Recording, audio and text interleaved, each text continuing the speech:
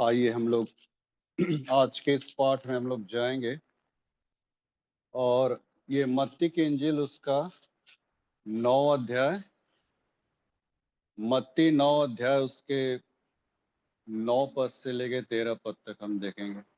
मत्ती की इंजील उसका 9 अध्याय 9 पद से लेके 13 पद तक। वहां से आगे बढ़कर यीशु ने मत्ती नाम एक मनुष्य को महसूल की चौकी पर बैठे देखा और उससे कहा, मेरे पीछे हो ले। वो उठकर उसके पीछे हो लिया और जब वह घर में भोजन करने के लिए बैठा तो बहुतेरे महसूल लेने वाले और पापी आकर यीशु और उसके चेलों के साथ खाने बैठे। यह देखकर फरीसियों ने उसके चेलों से कहा, तुम्हारा गुरु महसूल लेने वालों और पापियों के साथ क्यों खाता है? उसने यह सुनकर उनसे कहा, वैद्य भले चंगों को नहीं परंतु बीमारों को अवश्य है।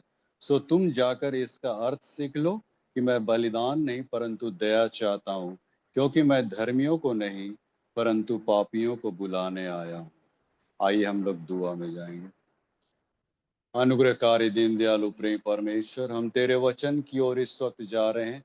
जो भी तू अपनी बातों को खोलना चाहता है खोल पिता, ताकि तेरे वचन के आईने में अपने जीवन को टटोलते हुए तेरे सन्मुख आ पाए। छोटी सी दीनी प्रार्थना यीशु के नाम से मांगते, सुनो दया से ग्रहण कर, आमीन। मंडली कृपया बैठ जाएंगे।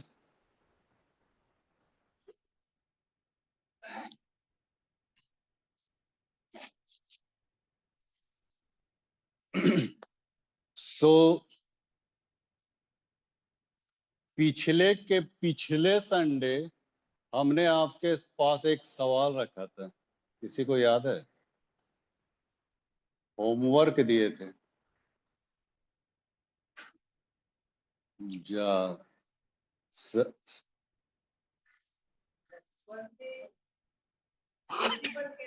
हाँ, ठीक ठीक ठीक, बस बस उतने बोलना काफी है मेरे लिए, है ना? बाकी सब तो हम समझ, मेरा मतलब ठीक है।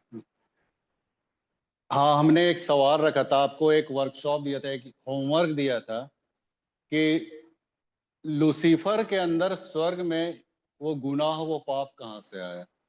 जबकि बाइबल ये कहती है कि स्वर्ग में कोई भी अशुद्ध वस्तु, पापिष्ट वस्तु या पाप कभी प्रवेश कर ही नहीं सकता है। तो लूसीफर स्वर्गदूत के अंदर में वो घमंड, है ना, वो पाप, वो कहाँ से जनरेट हुआ? तो आप लोग इसको, कोई ऐसे पदस्थल आप लोगों ने खोला जो इसको सत्यापित कर सके? थोड़ा सा कंट्रोवर्शियल लग रहा है, नहीं? जबकि स्वर्ग ऐसा स्थान है परमेश्वर का जहाँ पे कुछ भी ऐसी अशुद्ध वस्तु घुस नहीं सकती। तो फिर लूसीफर के अंदर, है ना, आप लोग को होमवर्क दिए थे, कोई पदस्थल आप इसको सत्यापित करने के लिए है आपके पास? नहीं है तो ये दूसरा थिस्सलुनीके 2:4 को आप पढ़िएगा, वहां पे इसको थोड़ा सा मतलब उसको स्पष्टीकरण करता है, उसको क्लियरिफाई करता है थोड़ा सा। दूसरा थिस्सलुनीके उसका 2 अध्याय के 4 पद, यहाँ पे ऐसा लिखता है, जो विरोध करता है और हर एक से जो परमेश्वर या पूज्य कहलाता है अपने आप को बड़ा ठहराता है, यहाँ तक कि वो परमेश्वर के मंदिर में बैठकर अपने आप को परमेश्वर प्रकट करता है। ये शैतान के लिए लिखा गया मित्रों। माने शैतान की घुसपैठ परमेश्वर के मंदिर में भी है। तो ये कुछ हद तक, बहुत हद तक कहना चाहिए, मतलब परमेश्वर के इस भावार्थ को ये करता है। तो खैर एनीवे, हम लोग इसमें ज्यादा हम लोग नहीं जाएंगे, ये हमारा विषय नहीं है। असल में पिछले सप्ताह हमने इस बात को मैंने रखा था, तो उसको क्लियरिफाई कर देना भी ठीक है। तो दूसरा थिस्सलुनीके 2:4 को मैंने ये इसको थोड़ा सा स्पष्टीकरण करता। तो खैर आज हम लोग जा रहे हैं किसी और तथ्य पे, और एक ऐसे चेले के विषय में हम लोग बताने जा रहे हैं जिसने सुसमाचार को लिखा। कौन चेला है?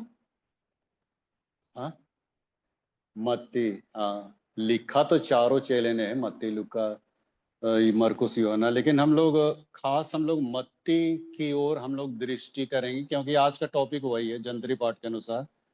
मत्ती, जो कि यीशु के 12 शिष्यों में से एक था, और इसका ज्यादा वर्णन तो नहीं मिलता है, सिर्फ वह यीशु मसीह के 12 चेलों की फहरिस्त में है, लिस्ट में है।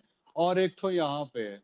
उसके अलावा मत्ती का और जिक्र कहीं नहीं है, तो ज्यादा इसमें हम लोग को घुसने की आवश्यकता नहीं, मतलब ज्यादा हम इस ज्यादा नहीं बोल पाएंगे, ज्यादा नहीं बोलेंगे, बस जितना है उतना ही में हम लोग रहें। तो जो कुछ भी है भाई, इसी में से हम लोग को कुछ निकालें।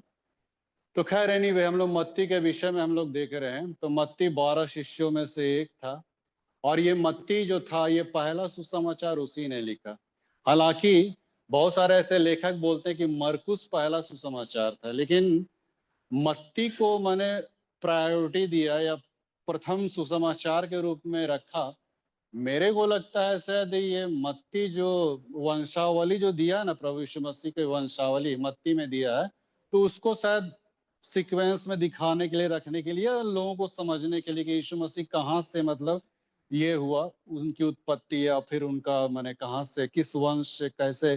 तो पूरा मतलब वहाँ 14 पीढ़ी 14 पीढ़ी 14 पीढ़ी 42 पीढ़ी वहां पे। तो ये माने इसीलिए मत्ती को लगता है माने प्रथम स्थान देके वो समाचार। तो खैर जो भी हो, ये हम लोग का उसमें ज्यादा छानबीन नहीं करना है। हम लोग टू दी पॉइंट जा रहे हैं, टू दी पॉइंट हम लोग देखेंगे। तो मत्ती का अर्थ होता है परमेश्वर का दान, है ना, गॉड गिफ्ट, परमेश्वर का दान, मत्ती का अर्थ होता है। और ये कफरनहुम, ये का था, नासरत कफरनहुम इलाके का था, वहीं का ये रहने वाला था मत्ती। और ये मत्ती के विषय में बताया जाता है कि ये टैक्स कलेक्टर था, है ना, इनकम टैक्स ऑफिसर था ये। हाँ, सबसे टैक्स वसूलता था। और किससे लेता था? यहूदियों से टैक्स। और उनको कौन किया था अधिकृत?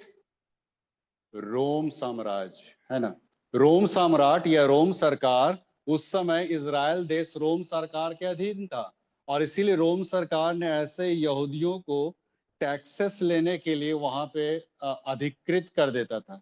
जैसे एक समय हम लोग ब्रिटिश के अधीन थे ना, तो बहुत सारे हमारे इंडियंस पीपल भी ब्रिटिश के लिए काम करते थे, नहीं, अंग्रेजों के लिए काम करते थे। हमारे भारतीय लोग अंग्रेजों के अधीनस्थ थे, इसीलिए अंग्रेज लोग जो कुछ बोलते थे, हम लोग भारतीय लोग वैसा ही करते थे। तो ऐसा में क्या होता था कि भारतीय लोग जाहिर है कि उनसे खुन्नस खाए बैठते होंगे। हाँ, कि तो मैंने अंग्रेज गोरे चमड़ा लोग से मिला हुआ है, ऐसा करके नहीं। और ठीक वही बात यहाँ हो रहा है, वही बात यहाँ पे हो रहा। मत्ती से सब मैंने खार खाए रहते थे सारे यहूदी लोग, क्योंकि मत्ती जो है वो रोम सरकार के बिहाफ में काम कर रहा है। इसलिए जितने भी यहूदी थे ना, उन हर एक यहूदियों से नफरत करते थे जो रोम साम्राज्य के लिए काम करते थे। और मत्ती से भी उनका वही 36 का आंकड़ा था। और इसमें एक चेला और था। यीशु के 12 चेलों में एक चेला और था जो स्वतंत्रता सेनानी था। कोई बता पाएगा?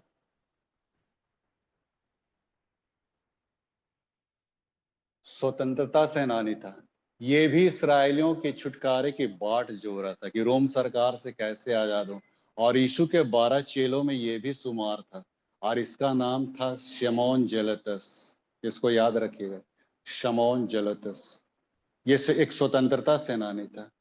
और हर एक स्वतंत्रता सेनानी यहूदियों से जो सरकार के बिहाफ में काम करते थे जलता था। और ये सिमोन जेलोतिस का भी मत्ती के साथ पटता नहीं था। हाँ, उनके साथ भी उनका मतलब ये नहीं, ट्यूनिंग नहीं बनता था या कम्युनिकेट नहीं होता था, कोलैबोरेशन नहीं हो पाता। लेकिन जैसे ही यीशु मसीह के करीब आया, तब इन लोग का धीरे धीरे मानसिकता या सोच है वो बदलने लग जाता है। समौन जेलेतस तो इसलिए ज्वाइन किया, या ज्वाइन क्या किया, ये तो प्रभु की बुलाहट है मित्रों। हम लोग देखने जा रहे हैं मत्ती की बुलाहट, मत्ती की बुलाहट, ये तो प्रभु की बुलाहट है।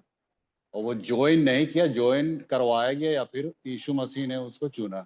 तो खैर समौन जेलेतस आया, और ये भी उसके दिमाग में था कि यीशु मसीह एक ऐसा मैंने स्वतंत्रता सेनानी बन के उभरेगा, योद्धा बन के उभरेगा, कि रोम साम्राज्य का तख्ता पलट देगा। इसीलिए इसके साथ शामिल होते हैं, और एकदम मैंने हम इजरायलियों को आजाद कर देंगे। लेकिन जैसे जैसे यीशु मसीह के उस जीवन शैली को देखते गया, शिक्षाओं को देखते गया, उसका मन हृदय मैंने अब बदलने शुरू कर दिया। उसकी मानसिकता और सोच जो थी ना, वो चेंज होने लगे। मत्ती से भी उसका 36 का आंकड़ा था।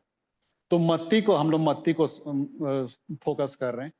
तो मत्ती के विषय में यहाँ पे बताया जाता है कि मत्ती एक टैक्स कलेक्टर था, मतलब इनकम टैक्स ऑफिसर, और इनकम टैक्स ऑफिसर होने के नाते हम परसों रात को जग गए 2 बजे। अब हम जहां जगते हैं तो हम, मेरा मतलब उपदेश तैयार होने लगता है। तो मेरा उपदेश तैयार कैसे होता है, हम उस सीन को क्रिएट करते हैं। माने जो सीन यहाँ पे है उस सीन को हम क्रिएट करते कि वो स्थिति क्या होगी। तो मैं वही मैंने सोच रहा था कि मत्ती किसी चौपाल में, किसी चबूतरे में बैठा होगा, है ना, संदूक है, हाँ, और बही बही खाता लेके बैठल होगा, पोथिया लेके बैठल होगा, नहीं, और तब संदूक लेके बैठल होगा, और वहां पे संदूक लेके बैठा होगा, और तब वहां पे माने माल पानी के ऊपर में वो बैठा हुआ होगा, नहीं। तो ये मत्ती जो है, इस रूप में हम उसको हम प्रदर्शित देख रहे हैं मत्ती के विषय में। लेकिन जैसे यीशु मसीह वहां से गुजरा और मत्ती को बोला कि मत्ती तू मेरे पीछे हो ले, देखिए अब उसका देखिए सिचुएशन, मत्ती कोनो आर्गुमेंट नहीं किया और एकदम उसके पीछे हो लिया। यीशु मसीह के शब्दों में ऐसा क्या मतलब भावपूर्ण ये थे, इतना अट्रैक्शन था कि एक बार बोलने से मन उसके पीछे मन इंसान हो लेता है। ये बहुत माने सोचने वाली बात है। हालांकि सब नहीं हुआ है, ऐसे भी लोग हैं जिसको यीशु मसीह ने बोला लेकिन वे लोग नहीं हुए। कोई तो बोलता है अभी तो हम बैल मोल लिए, खेत मोल लिए, अभी हम देखने जा रहे हैं। हाँ, कोई तो बोलता है कि नहीं भैया अभी तो मेरा बाप मर गया तो हम जा रहे हैं गाड़ने। कोई तो बोलता है अभी अभी जस्ट हम मैरिज किए, अभी जा रहे हैं थोड़ा सा, है ना, शिमला दार्जिलिंग चले जाएंगे थोड़ा सा वाइफ को लेके। हाँ, बहुत सारे लोग ऐसे भी थे, लेकिन यीशु मसीह वो 12 चेलों के लिए उसको नहीं चुना था, वो परख रहा था। आदमी को यीशु मसीह परखता भी था। लेकिन हाँ, यीशु मसीह के बातों में अट्रैक्शन था, और इसीलिए तो एक बार बोला और चल पड़ा था। चेलों को बोला, नाव छोड़ के, जाल छोड़ के, पिता को छोड़ के यीशु मसीह के पीछे हो ली। वो भी नहीं सोचे कि भैया हमको काम मिलेगा नहीं मिलेगा, और कोनो मतलब नहीं भैया। लेकिन हाँ, एक बार पतरस पूछ वो किया था ना, हे प्रभु हम तो सब कुछ छोड़ के तेरे पीछे हो ली, तो हमें क्या मिलेगा। कभी कभी हम सेवक लोग इसी माने लहजे पे हम लोग आ जाते हैं ना, इसी सोच पे आ जाते हैं कि प्रभु के पीछे चलने पे प्रोस्पेरिटी मिलेगा, नहीं, बहुत माल पानी मिलेगा, बहुत ये मिलेगा वो। अरे भैया, माल पानी ये लेना था तो मतिया संदुकवा को कायले छोड़ता, हाँ? बैठल रहता हूँ पालथी मार के। लेकिन देखिए, मत्ती छोड़ दिया, हाँ, उस के संदूक को छोड़ दिया, खाता बही को छोड़ दिया। कमती बड़ी बात है रे भैया। वो पैसवा पे बैठा था, धन के कुबेर पे बैठा था। धन को छोड़ना इंसान के लिए आसान नहीं है मित्रों, नहीं। इसीलिए परमेश्वर बोला था कि कोई भी व्यक्ति परमेश्वर और धन दोनों की सेवा नहीं कर सकता। पहले ही बोल दिया। परमेश्वर जानता था इस बात को। अगर कोई मेरा कॉम्पिटिटर रहेगा तो ये धन ही रहेगा, है ना। परमेश्वर जानता था अगर मेरा कोई कंपटीशन दे सकता है तो ये दौलत दे सकता है। और दौलत हर एक को मतलब उसके दिमाग में बस जाता है कि हम दौलत को ज्यादा प्यार करते हैं। लेकिन मत्ती को देखिए, कोई चिंता नहीं, कोई फिक्र नहीं। देखिए, उसके पास बहुत बड़ी एक ये थी, अधिकार था। उसने ये भी नहीं सोचा कि अगर हम इसको छोड़ के जा रहे हैं, अरे भैया किसी को हम हैंड ओवर तो कर दें। रोमी सरकार हमसे पूछे कि वो पैसा कहाँ गया, तुम्हारा खाता बही कहाँ है, दिखाओ तो। तब तो उसका तो 75 ढीला हो जाएगा। हाँ? सही बात है भैया, किसी को अगर इतना बड़ा अधिकार दे दिया जाए, वो ऐसे ही चल जाए छोड़ छाड़ के, तो मने सोचिए। लेकिन देखिए मत्ती का जीवन कैसे यहाँ पे परिवर्तन होता है। आज ये लोग धर्म परिवर्तन की बात करते हैं, हाँ, गैर मसीह लोग धर्म परिवर्तन करा रहे। ये क्या यार, धर्म परिवर्तन नहीं होता है, इंसान का मन हृदय बदल जाता है यीशु के पास आने से। कैसे चेंजेस हो जाता है इंसान का जीवन, यहाँ पे मत्ती के द्वारा हम लोग देख सकते हैं। और मत्ती का जीवन एकदम एक बोल में मतलब मत्ती उसके मैंने पीछे वाले सारा धन दौलत को लथिया दिया। हाँ, लथिया दिया, छोड़ दिया। आप लोग छोड़ सकते हैं मित्रों?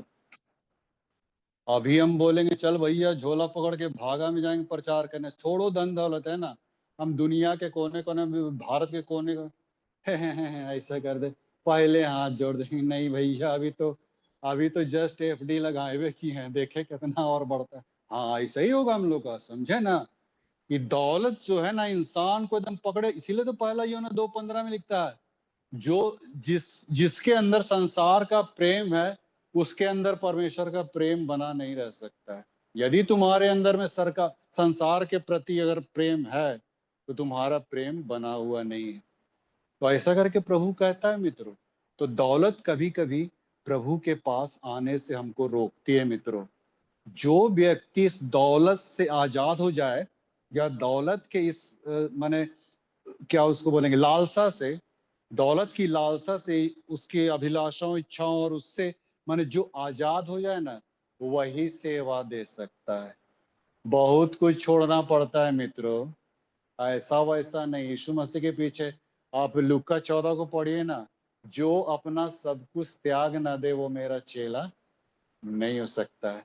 आज हम अपने पद है, प्रतिष्ठा है, अपना स्टेटस है, क्या आप उसको त्यागने के लिए तैयार हैं मित्रों? अगर नहीं त्याग सकते हैं ना तो आप सेवा कभी नहीं दे सकते। यहाँ पे देखिए मत्ती ये कर दिया, और उसके बाद मत्ती तुरंत मतलब यीशु मसीह को अपने घर ले आया। इंसान का जब हृदय जब फिरता है ना, तो आदमी एकदम क्या बोलेंगे, बौखला जाता है, पगला पगला भी जाता है। इसको हम पागल शब्द भी कहते हैं, माने यीशु के लिए पागल, मेंटेलिटी पागल नहीं, यीशु के लिए पागल हो जाता है ऐसा व्यक्ति।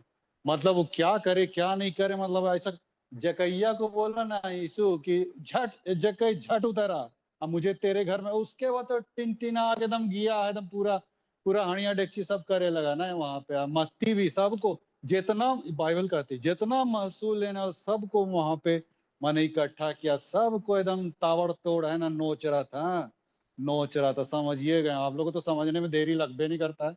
और नोच रहा था, सब खींच रहा था। हाँ, तो ऐसा मैंने वहां पे होने लगा। तब वहां पे देखिए शास्त्री फरीसी लोग का सोच, हाँ शास्त्री फरीसी लोग तुरंत बोले लगा, अरे ये तो यीशु मसीह पापियों के साथ, दुष्टों के साथ, महसूल टैक्स कलेक्टर के साथ खाता पीता है, ये तो पापी है, दुष्ट पापी जंजाल, ऐसा करके बोल देता है। बताइए। हाँ, अरे भैया महसूल ले रहा है तो क्या बुरा कर रहा है भाई? हाँ, टैक्सेस वसूल रहा है, उसको सरकार ने उसको अधिकृत किया तो क्या बुरा कर रहा है? वो वही चीज तो हुआ था यूहन्ना बपतिस्मा दाता के समय। कुछ टैक्स कलेक्टर लोग आए यूहन्ना के सामने बपतिस्मा लेने, तो यूहन्ना से एक सवाल पूछते हैं, ये लुका 13 अध्याय, लुका 3:13 में। तो एक सवाल पूछते हैं टैक्स कलेक्टर यूहन्ना बपतिस्मा दाता से, ये जो हम टैक्स वसूल रहे हैं, लेते हैं, तो क्या बुरा क्या गलत करते हैं? तो यूहन्ना बपतिस्मा दाता ने क्या कहा? कोई बुरा नहीं करते हो भाई, ये तुम्हारा जायज है, तुम्हारा सही है। देखिए टैक्स सेक्स को यूहन्ना बपतिस्मा दाता भी ये अधिकृत किया, या कहना चाहिए ऑथोरिटी दिया, है ना, ऑथोरिटी रिकमेंड किया टैक्सेस को भी। यीशु मसीह में ने भी बोला कि जो सरकार का सरकार को दो, जो परमेश्वर का परमेश्वर को दो। टैक्सेस के लिए बाइबल कहती है टैक्स को दो, टैक्स लेना गलत नहीं है।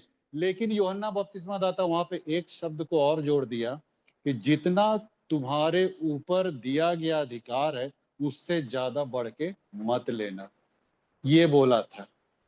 लेकिन ये लोग क्या करते थे, कहा जहां 1 दिनार लेना था टैक्सेस, वहां इन लोग 2 लेते थे। नहीं, 1 दिनार सरकार को और 1 दिनार अपना धोकड़ी में, हाँ अपना धोकड़ी मतलब पॉकेट, हाँ पॉकेट में डाल देते थे। नहीं, ऐसे ही तो मैंने जकैया भी बनाया था। नहीं, 2 का 4, 2 का 4, 2 का 4 कर दिया था। लेकिन जब उद्धार पाया तो बोला प्रभु अब हम 1 का 4 गुना लौटाएंगे। नहीं, अरे आदमी बोले ना पगला जाता है थोड़ा सा। नहीं, एकदम उछल कूद करे लगा, लुटावे लगा पैसा। आदमी लोग तो हतप्रभ हो गया था जकैया को देख के, अरे बाबा इसके अंदर ऐसा कैसे आ गया? जो जो आदमी, हाँ, संदूक के ऊपर बैठल रहता था धन को, आज यहाँ लूटा आने लग गया। अरे बाबा, हाँ आदमी लोग तो एकदम हतप्रभ होके देख रहा है, ऐसा ऐसा कर बड़ा बड़ा आँख खोल के। और तब यहाँ पे भी मत्ती मतलब उस कुबेर को खजाने को छोड़ के यीशु के पीछे हो लिया और फरीसी लोग कुड़कुड़ाने लगा। लेकिन यीशु मसीह ने बोला, है ना, वहां पे सटीक शब्दों में बोला कि वैद्य भले चंगों के लिए नहीं, लेकिन बीमारों के लिए, है ना। मैं धर्मियों को नहीं परंतु पापियों को बचाने आया हूँ। जी हाँ मित्रों, ये बहुत बड़ी बात है मित्रों।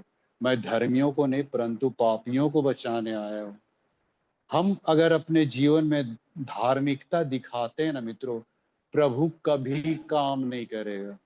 प्रभु किसके अंदर काम करता है? जो अपने अंदर इस बात को स्वीकारे कि हाँ प्रभु, मैं पापी हूँ, मैं गुनाहगार हूँ, मैं इस लायक नहीं प्रभु कि हम तेरा पुत्र कहलाऊं। बुढ़ा पुत्र को इसीलिए ना ग्रहण किया, बड़े पुत्र को हटा दिया।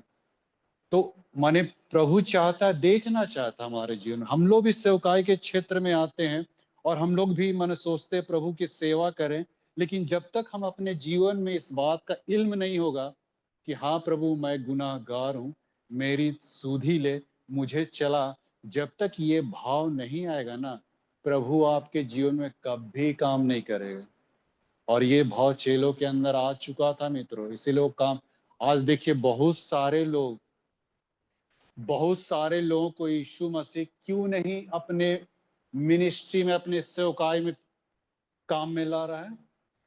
इसलिए नहीं कि वे बहुत ज्ञानवान नहीं है, बहुत धनवान नहीं है, बहुत स्कॉलर्स नहीं है, बहुत थियोलॉजियंस नहीं है, इसलिए नहीं, बल्कि इसलिए उनको काम में नहीं ला रहा क्योंकि वे अपने आप को परिपूर्ण समझते हैं। जी हाँ मित्रों, ऐसा नहीं कि यीशु मसीह बहुत सारे लोगों को काम में नहीं ला सकता है क्योंकि वे ज्ञानवान है, थियोलॉजियन है, लेकिन वे लोग क्या समझ रहे हैं अपने आप को? यही फरीसी लोग के सामने अपने आप को परिपूर्ण, हम लोग बहुत धर्मी है, हाँ, अपने आप को धर्मी दिखा रहा। प्रभु दिया ठोक बजा के, हाँ, मैं धर्मियों को नहीं परंतु पापियों को बचाने आया हूँ। हाँ, सुन लो बेटा, ऐसा करके बोल दिया, खड़म खस प्रभु सीधा सीधी बोलता, उसको कौनो डर नहीं। हाँ, अरे फरीसी शास्त्री लोग को उस समय तूती बोलता था, उससे पंगा लेना मतलब रोम माने लोहा चबाने के बराबर था। लेकिन तब उसने ऐसा कह दिया मित्रों। तो कहने का मतलब है कि सेवकाई जो है ये बहुत ही मतलब ये है, बहुत मतलब जब तक आपका अभिषेक नहीं होगा ना, आपकी सेवा नहीं फल फूल सकती है। जी हाँ मित्रों, अभिषेक होना बहुत जरूरी है, एनॉइंटेड होना बहुत जरूरी, बुलाहट होना बहुत जरूरी है। हम देख रहे हैं ना, बुलाहट जब तक नहीं, आज बहुत सारे ऐसे माने ये है, बहुत सारे जगह में स्पीच प्रचार प्रसार होता है, कन्वेंशन होता है, और आपको लगेगा कि लाखों की भीड़, हजारों की भीड़, वहां शारीरिक चंगाई भी हो रही, जरूरी यहाँ पे ये हो रहा, लेकिन वैसा होता नहीं मित्रों, वैसा होता नहीं है। होता कहाँ पे है? जहाँ पे छोटे छोटे सभा होते, छोटे छोटे समूह होते, जहाँ पे वचन का सही रूप से डिलीवर होता है, वहां पे जहाँ पे वचन का वहां पे माने थमता है, ग्रास रूट लेवल पे जहाँ पे वचन बढ़ता है, वहां पे प्रभावी होता है। ऐसे जगहों में नहीं, बाहरी तौर पे आपको दिखे कि अरे बड़ा सफल सेवकाई, बड़ा सफल सेवकाई, नहीं, वो मानवीय मेथड के द्वारा वो बनाया जा रहा है। मानवीय मेथड से काम नहीं चलेगा। यीशु का काम या सेवकाई का काम मानवीय मेथड। अब सोचिए ना, यीशु मसीह किन को चुना? यहाँ पे बाइबल कहती, 1 कुरिन्थियों 1:26 में, तुम सुन तो लो, हाँ, तुम हो क्या थे पहले? यहाँ पे लिखा 1 कुरिन्थियों 1:26, हे भाइयों, अपने बुलाए जाने की सोचो तो सही, हाँ, कैसे तुम बुलाए गए थे? सोचना बहुत जरूरी है मित्रों। फ्लैशबैक में जाना हमको बहुत जरूरी है। हम अपनों को पृष्ठभूमि में अपने जीवन को देखना बहुत जरूरी है कि हम पहले क्या थे। जी हाँ मित्रों, आपको मैं बताना चाहूंगा, इंसान को कभी भी अपनी हैसियत भूलनी नहीं चाहिए। इस बात को गांठ बांध करके रख लीजिएगा। आज हम लोग थोड़ा सा पोजीशन ले लेते हैं, स्टेटस ले लेते हैं, थोड़ा सा हमारी सेवकाई सफल हो जाती तो हम सोचते कि हाँ प्रभु हमको बहुत आशीष दे दिया, हम बैंक बैलेंस, गाड़ी घोड़ा और ये बंगला और प्रोस्पेरिटी जो मिल जाता है तो हम सोचते कि प्रभु की आशीषें। नहीं, ये प्रोस्पेरिटी ये प्रभु नहीं दे रहा है मित्रों। ये प्रोस्पेरिटी कौन दे रहा है? हालांकि प्रभु भी देता है, धन दौलत देता है, ये एक अलग मुद्दा है, अलग विषय है। अब्राहम भी धनी था, मूसा भी धनी था, पौलुस भी धनी था। बहुत सारे ऐसे धनियों का जिक्र है यहाँ पे, ऐसी बात नहीं। तो क्या वे पापी थे? नहीं, पापी नहीं थे। परमेश्वर भी धन देता है, लेकिन हम लोग जो सफल सेवकाई का जो ये मापदंड तैयार करते हैं ना, अरे प्रभु पहले हमको मोटरसाइकिल था, आज हमको फोर व्हीलर दे दिया। हाँ, ये प्रभु की आशीष, आज हमने घर बना लिया, हमने ये कर लिया। ये सेवकाई का मापदंड नहीं मित्रों। पौलुस क्या कहता है? तेरा असीम धन मेरे इस मिट्टी के बर्तन में रखा हुआ है। वो धन, वो वचन आपके जीवन में कितना फ्रूटफुल हो रहा है, आत्मिक रूप से कितना अग्रसर हो रहा है, वो वचन के द्वारा आप धनी होंगे मित्रों, इन सारी बातों के द्वारा नहीं। धन दौलत प्रोस्पेरिटी ये शैतान देता है। इसीलिए तो शैतान वहां कंगूरे पे ले गया, बोला कि इस पूरे माने मेरे चरणों में तुम झुक झुक जाओ, प्रणाम कर दो, तो ये जितनी भी संसार की सारी चीजें हैं मैं तुम्हें दे दूंगा। ये कौन कह रहा था? शैतान कह रहा था। शैतान आपको भी हो सकता है दे देगा, आपको भी मतलब ये मतलब आपको टिप्स ऐसा देगा, ए बाबू तुम ऐसा करो ना, टेबल के नीचे से लो ना, क्या होता है, सब कोई तो लेबे कर रहा है नहीं। हाँ, समझिएगा टेबल के नीचे से लेने से, हाँ क्या, अरे सब पूरा दुनिया ले रहा तो तुम भी ले लो। हाँ, और हम लोग भी लेने लगते हैं, नहीं घर बनाना है, ये करना है, वो करना है ना, बीवी की नई साड़ी लेनी है तो कैसे लेंगे? हाँ हाँ, लीजिए ना, देगा प्रभु खाए पिए भर। हाँ, एकदम नहीं। हाँ, वो सब कुछ नहीं, दो नंबरिया काम एकदम नहीं। हाँ, वो कैसे निकाल देगा वो प्रभु ही जानता है। खैर ये मेरा टॉपिक नहीं। वो प्रभु इधर से ना उधर से वो निकालिए देगा, है ना। इसीलिए एक तो पुस्तक पढ़ रहे थे, ये टॉपिक में नहीं, एक पुस्तक पढ़ रहे थे, जो आज कोर्ट कचहरी हॉस्पिटल ब्लॉक ये थाना इस सब से अगर बचा हुआ है ना, तो समझिए आप बड़े भाग्यशाली हैं भैया। अदरवाइज अगर इसके चक्कर में रहे ना, तो आपका मन सारा ब्लडवे चूस लेगा नहीं। खैर एनीवे, हम लोग देखिए यहाँ पे लिखा है, हे भाइयों अपने बुलाए जाने की तो सोचो। हमको सोचना है कि हम पहले क्या थे। हाँ, गोबर लिपते थे घर में नहीं, हाँ गोबर लिपते थे, आज सीमेंटेड घर में रह गए तो हमारा माने हमारी मानसिकता विचारधारा बदल गई। वाह रे वाह। इसीलिए मैंने कहा ना, बहुतों को काम में नहीं लाता प्रभु सेवकाई करने के लिए, क्योंकि हम समझ, बाइबल कह रही है, ना तो तुम शरीर के अनुसार बहुत ज्ञानवान बुलाए गए, सामर्थी बुलाए गए, कुलीन बुलाए गए, परंतु परमेश्वर ने जगत के मूर्खों को चुन लिया कि ज्ञानवानों को लज्जित करे, जगत के निर्बलों को चुन लिया कि बलवानों को लज्जित करे। परमेश्वर ने जगत के नीचों तुच्छों वरन जो हैं भी ने उनको चुने। बताइए तो। हाँ? परमेश्वर ऐसे लोगों को उठाता है मित्रों, जिसका समाज में कोई पूछ नहीं है, उसका कोई स्टेटस न हैसियत न कुछ पोजीशन है, लेकिन परमेश्वर ऐसे लोगों को पकड़ता है मित्रों। हाँ, ऐसे लोगों को पकड़ के इस मुकाम तक पहुंचाता है मित्रों।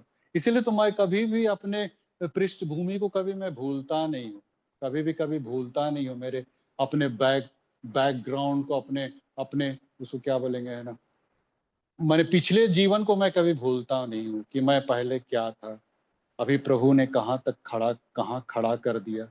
ये चीज को मैं कभी भूलता नहीं। इसीलिए अपनी हैसियत, मैंने कहा ना, इंसान को कभी भी अपनी हैसियत नहीं भूलनी चाहिए। वो किस जगह से मैंने निकला, किस धूली से निकल के आज प्रभु आपको सम्मानजनक स्थिति में लाया है ना, ये सब प्रभु का ही अनुग्रह है मित्रों। उसी का शुक्र मनाइए। आप अपने कभी भी कैपेबिलिटी या एबिलिटी या योग्यता या अपने धर्म कर्म को कभी भी उसका अप्रोच मत कीजिए मित्रों। वहीं पे आपका सारा सिस्टम खराब हो जाएगा, तंत्र सब खराब हो जाएगा। और प्रभु ऐसे लोगों को चुनता है मित्रों। और इसीलिए तो वो मैंने अनपढ़ गंवार, हाँ जो कहरा भी नहीं जानते थे, हाँ ABCD का ख ग घ कुछ हो नहीं जानते थे, ऐसा ऐसा लोगों को उठाया तो, ताकि ज्ञानवानों को लज्जित कर दे, बुद्धिमानों को लज्जित कर दे। सही में एकदम पतरस और यूहन्ना इन लोगों को तो देख के तो एकदम ताज्जुब कर गया था, है ना। ये प्रेरितों काम 4:13 में लिखा है ना, उन लोग जब यरूशलेम में जब उपदेश देवे लगा तो एकदम माने आदमी तो हतप्रभ हो गया। ये तो वही चेले लोग है जी, अनपढ़ गंवार, है ना, जो हमारे सामने जूती के बराबर, धूल के बराबर भी नहीं। आज इनके ऊपर में इतना कैसे कैसे ये लोग इतना उपदेश दे पा रहे हैं बाप। हाँ, उनका तो मैंने घी घी बन गया था, है ना। लेकिन जानते हैं ये सब कुछ प्रभु की आत्मा है जो इंसान के अंदर में काम करती है। इंसान अपने आप से नहीं करता है। इसीलिए पौलुस का पहला कुरिन्थी 2:4 में कि मेरे प्रचार में ज्ञान की लुभाने वाली बात नहीं, लेकिन आत्मा की सामर्थ का प्रमाण था, है ना। पौलुस इसीलिए कहता है मेरे प्रचार में ज्ञान की बहुत सारी किताबों को, पुस्तक को पढ़ के मैं प्रचार कर रहा हूँ, ये चीज पौलुस नहीं कहना चाहता, लेकिन मेरे प्रचार में परमेश्वर की आत्मा की सामर्थ थी। इसीलिए ध्यान दीजिए मित्रों, किसी भी व्यक्ति विशेष की पूजा करना बंद कर दे। हम लोग कई कई बार मतलब अरे दिनाकरन, अरे अजीत होरो, अरे ये सेजन और ये सूरज प्रमाणी, कितना बड़ा ये है वो है। व्यक्ति विशेष की पूजा करने मना करता है। जो भी चंगाई मिल रही, जो भी छुटकारा हो रहा है, जो कुछ भी शारीरिक चंगाई मिल रही है, वो सब कैसे हो रहा है? वो सब हो रहा आत्मा की सामर्थ से, उस वचन से जो उनके मुख से निकल रहा है ना। व्यक्ति विशेष में सामर्थ्य नहीं है, लेकिन उस वचन में है जो चेलों के मुख से निकल रहा था। ध्यान दीजिएगा मित्रों, हम व्यक्ति विशेष को महत्व देने लगते हैं, लेकिन सामर्थ उस वचन में था जिसको वो डिलीवर कर रहे थे। और सुंदर फाटक में वही हुआ। जब पतरस यूहन्ना जा रहे थे तो सुंदर फाटक में जन्म का लंगड़े आया, और पतरस क्या कहता है, देखो सोना चांदी तो मेरे पास है नहीं, लेकिन तू यीशु मसीह नासरी के नाम से चल पे। वो चंगाई कैसे प्राप्त किया? यीशु नासरी के, हाँ, पतरस में नहीं था, यूहन्ना में वो सामर्थ मानता हूं, लेकिन विशेष ये था कि मतलब वो यीशु मसीह नासरी के नाम में सामर्थ था, जिसके चलते वो लंगड़ा चलने लगा। तो ध्यान दीजिएगा मित्रों, हम लोग कभी कभी व्यक्ति विशेष को पूजने लग जाते हैं। मना किया है बाइबल, तू मुझे छोड़ दूसरों को ईश्वर करके। हाँ, परमेश्वर को छोड़ के आप किसी भी चीज को, चाहे व्यक्ति विशेष हो, चाहे धन दौलत हो, चाहे कोई भी चीज को, यदि आप ज्यादा अहमियत देते हैं, महत्व दे रहे हैं, तो आप ईश्वर पूजा कर रहे हैं। ईश्वर पूजा मतलब दूसरे देवी देवता की पूजा कर रहे हैं, अन्य चीजों की पूजा कर रहे हैं, तो उसको आप लोग खबरदारी का। तो मत्ती देखिए, वो सारा पैसा कौड़ी धन दौलत छोड़ छाड़ के माने यीशु के पीछे हो लिया। और तब मत्ती के विषय में ये बताया जाता है कि ये सीरिया, इथोपिया और कहाँ कहाँ मतलब वो मैंने प्रचार प्रसार किया। और एक इतिहास को मैं पढ़ रहा था, वहां पे लिखा था कि मत्ती को मतलब तलवार से उसको मौत के घाट उतार दिया अंत दम तक, लेकिन प्रभु की सेवा को छोड़ा नहीं मित्रों। अंत दम तक वो सेवकाई देते रहा, प्रभु के चरणों में रहते हुए, उसकी आत्मा की सामर्थ में रहते हुए, और अपना बलिदान, मैंने अपने आप को मैंने कहना चाहिए बलिदान ही बोल लेंगे, बलिदान, शहीद बलिदान है ना, शहीद बलिदान वो कर दिया। सही में ऐसे ऐसे लोग हैं मित्रों, बहुत सारे चेले लोग, बहुत सारे ऐसे लोग जो अपने आप को, बाइबल क्या कहती है, एक वचन को आप पढ़िएगा, इब्रानी 11:35 में लिखा है, इब्रानी 11:35 में, कि उन्होंने छुटकारा ना चाहा, लेकिन उस उत्तम पुनरुत्थान के भागी होना ज्यादा अपने आप को सौभाग्यशाली समझे। उन्होंने छुटकारा नहीं चाहा, वो इसका मतलब क्या है? मतलब इसका मतलब ये है कि हो सकता कि वे छूट सकते थे, मृत्यु के मुख से वो निकल सकते थे, छूट सकते थे, लेकिन इससे भला था कि मृत्यु से छुटकारा पाने के बजाय वो मैंने शहीद होना, बलिदान होना उनको ज्यादा, क्योंकि वे उस उत्तम पुनरुत्थान के भागी होना ज्यादा इंपोर्टेंस समझ रहे थे। वो उत्तम पुनरुत्थान कब होगा? यीशु मसीह के दूसरे आगमन के समय, जब एक पुनरुत्थान और होगा। एक पुनरुत्थान हुआ ईस्टर के समय, एक पुनरुत्थान और होगा जब कब्रें खुल जाएंगी और सब विश्वासी लोग उठ खड़े होंगे और बादलों पे उठाए जाएंगे। वैसा पुनरुत्थान को ज्यादा इंपॉर्टेंस दिया इन चेलों ने, बजाय इसके कि माने मृत्यु से हम बच जाएं।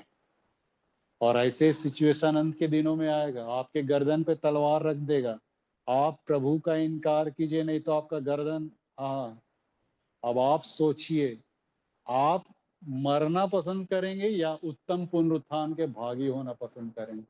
अब ये आपके ऊपर है भैया। ये मैं आप लोग को डरा धमका के प्रभु के पास लाने नहीं चाहता। ये सब देखिए अपने आप से इंसान नहीं हो पाता है। जैसा दूसरा कुरिन्थी 5:14 आप पढ़िएगा ना, वहां लिखता है प्रभु का प्रेम हमें विवश कर देता है। मत्ती भी जो उसके पीछे गया ना, उसका प्रेम ही इतना अधिक था यीशु मसीह का ना, किसी को भी बाह खोल के बुला लेता था ना, कि उसका प्रेम ही इतना था कि अट्रैक्ट हो जाता था।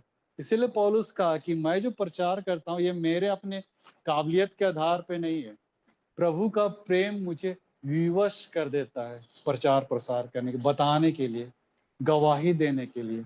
यिर्मयाह भी तो कहता है, अगर मैं उसकी बातों को ना कहूं, उसकी गवाही ना दो, तो मेरे हृदय में एक धधकती हुई आग होगी, रोके नहीं रुकता है। जी हाँ मित्रों, जिस व्यक्ति की बुलाहट होती है वो गवाही देने से, वचन प्रचार करने से कभी रुक ही नहीं सकता है। अपने आप को वो माने रोक ही नहीं सकता, वो मतलब डिलीवर करेगा ही करेगा। ये मतलब विवश हो जाता है, उसका प्रेम ही इतना ज्यादा हो जाता है ना इंसान के अंदर में, प्रभु का प्रेम, कि विवश हो जाता है एकदम, और उस के चलते मैंने प्रभु के प्रसार प्रचार को करता है। तो ये मैंने चेलों का यहाँ पे वृतांत दिया गया मत्ती के विषय में। आज हम लोगों ने देखा, और सही में एक पुस्तक में लिखा था कि प्रेरितों का लहू कलीसियाओं की नींव प्रेरितों के लहू पे बनी हुई। कलीसिया की नींव, जितनी भी कलीसियाएं खड़ी हुई, ये प्रेरितों के लहू की नींव पे बनी हुई है। और आज प्रभु भी हमसे और आपसे चाहता है कि उसकी दाग की बारी में काम करने के लिए और भी मजदूर आए, ताकि हम परमेश्वर के राज का विस्तारीकरण और भी अधिक हम लोग कर सके। सो परमेश्वर अपने वचन पे बहुत आशीष दे। आइए हम लोग दुआ में जाए।